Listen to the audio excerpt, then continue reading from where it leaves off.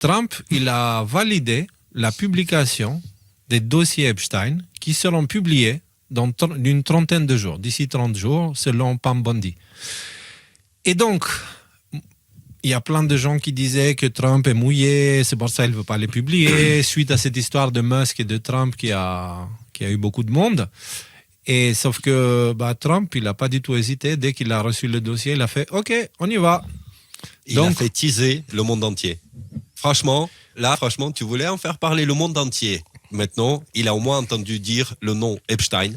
Et tous les médias du monde entier en ont parlé. Grâce à cette histoire où Trump il a dit c'est un hoax, etc. C'est tout bidon, machin. Et voilà. Entre parenthèses, alors c'est peut-être intéressant parce que tu l'as mentionné, Léo, mais peut-être qu'il y a des gens qui n'avaient pas tous les morceaux. Toute cette histoire a commencé il y a peut-être 2-3 mois, je sais pas au niveau de la chronologie, mais avec notamment cette grosse engueulade entre Elon Musk et Donald Trump. Ils étaient plus du tout copains. C'est des salauds, ils s'envoyaient des trucs à la tronche et tout ça. Et à un moment donné, Musk a dit vous savez pourquoi les dossiers d'Epstein ne sortent pas ? Parce que Trump, il est mouillé. Et d'un coup d'un seul, je veux dire, tout a été clair. Ok, d'accord. Ils nous font de la psychologie inversée, donc ils vont à la pêche. Et ça n'a pas raté. Tout le monde, même les Clinton, le parti démocrate, la totale, ils ont dit il faut rendre public le dossier Epstein. Sachant qu'ils disaient ça publiquement, mais dans le dos, derrière, ils votaient contre la... C'est ça. Mais le truc que je voudrais dire, c'est que là, on a cette espèce de conclusion qui est exactement ce que tous les gens qui ont un petit peu suivi ce qui se passait en coulisses, c'est-à-dire tout le monde sur le Florence Haïm, en gros, savait que ça allait arriver. C'est-à-dire ça, finalement, Trump, il dit vous les voulez, les dossiers Epstein, je les sors. Mais le petit point de détail, moi, qui me fait... qui rend ça très succulent, c'est que dernièrement, on a eu Elon Musk et Donald Trump qui sont repartis en lune de miel sur Twitter. Ils s'adorent. C'est à nouveau là. Là, il y avait qui ? Il y avait Ben Salman, donc le prince héritier, enfin le prince d'Arabie Saoudite, qui était aux États-Unis pour une visite historique dont je pense pas qu'on va en parler ce soir parce qu'il y a énormément de choses à parler. Mais qui c'est qui était là en première loge à serrer la main ? C'était Donald Trump, Elon Musk. Et Donald Trump et Elon Musk se sont échangés des trucs sur Twitter. Je me souviens, donc, ce message, vous l'avez peut-être vu.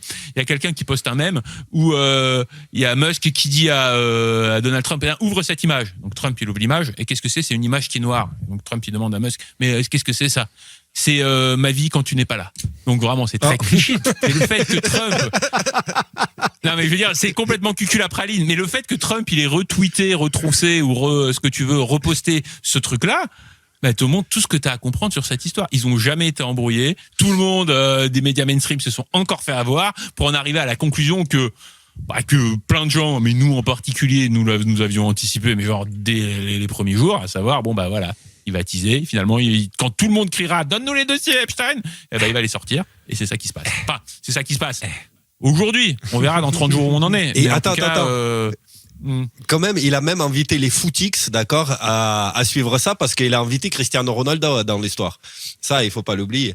Tu vois ce que je veux dire ? Ah oui, c'est vrai que ça c'est quelque chose de gros. C'est le plus grand compte média du monde entier en termes de nombre de vues du monde. Cristiano Ronaldo, en fait, c'est l'athlète le plus connu. C'est le plus avec Messi, mais lui, il est beaucoup plus présent. Ouais, c'est ça. Ouais. Et ça, c'est pas surtout, c'est pas pour rien que c'était à ce moment-là. Il s'en bat un peu les comment on dit ça, effectivement, les testicules, on va dire. Cristiano Ronaldo, il s'affiche avec Trump, il dit que Trump, ce qu'il fait, c'est vachement bien. Et donc, quelque part, 100 millions de followers, je crois qu'il a, si je dis pas de conneries, Cristiano Ronaldo. En tout cas, énormément de followers sur Instagram et des gens qui, pour certains d'entre eux, ce que je veux dire, c'est que l'intersection entre les gens qui sont passionnés de géopolitique et les gens qui sont passionnés de foot, elle est pas énorme. Ce que je veux dire, c'est qu'il y a une grande partie de la population qui n'était pas du tout au courant du narratif Trump, machin et compagnie, qui en avait un peu rien à foutre, qui maintenant sont ramenés là-dedans par l'intermédiaire d'un Cristiano Ronaldo. C'est 670 millions. 670 millions. Wow. Il y a combien Musk encore sur Twitter ? Musk sur Twitter, il y en a combien ? 200 millions, je sais pas. Ouais. 670 millions, c'est gros quand même. Ok, voilà. Et après, il a monté les photos du mur avec tous les présidents, là. Il a montré à Ben Salman l'autopen. Il a montré à Cristiano Ronaldo l'image de Biden avec autopen. Je veux dire, il a montré. Ils sont fiers de leur connerie. Ils sont contents de présenter ça. Mais donc, pour en revenir sur Epstein, du coup. Pour revenir sur Epstein, il y avait un truc, j'ai vu Liz Crookin qui avait partagé un des trucs de Trump où il disait et cette histoire de Epstein qui ne meurt jamais, qui revient encore une fois, etc. et qui laisse sous-entendre que peut-être cette histoire d'Epstein n'est pas mort, il est en train de témoigner sous protection, c'est peut-être pas si folle que ça, mais j'arrive plus à trouver le poste. Donc, bref. Non, mais là, en l'occurrence, il a bien trollé. Je voulais pas en parler des trucs evergreen là qu'il avait postés. Bah justement, c'est après, parce qu'il y a plein de sujets. Là, on entre dans les dossiers Epstein, faut qu'on accélère.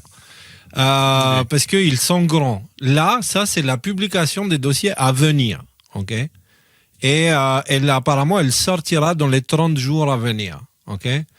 Donc, comment vont réagir ceux qui disaient que Trump ne sortirait pas les dossiers parce qu'il est mouillé?